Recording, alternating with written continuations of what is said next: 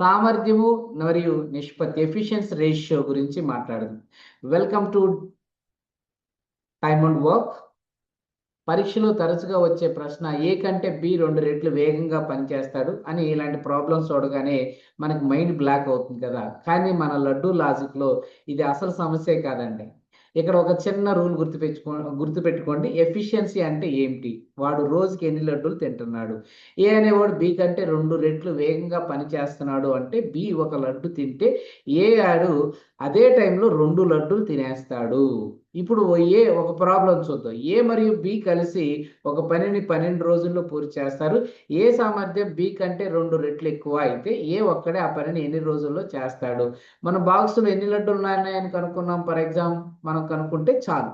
Logic చూడండి. ఏ రోజుకి 2 లడ్డూలు తింటాడు. బి రోజుకి 1 లడ్డు తింటాడు. ఇద్దరు కలిస్తే రోజుకి ఎన్ని లడ్డూలు? 3 లడ్డూలు ఖాళీ అవుతాయి.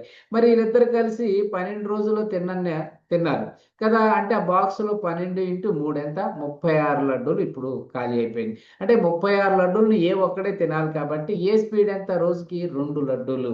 36/2 అంటే ఎంత?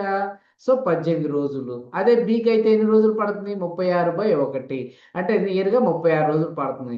సామర్థ్యం ఎక్కువగా ఉంటే పని పూర్తి కావడానికి పట్టే సమయం తక్కువ ఉంటది.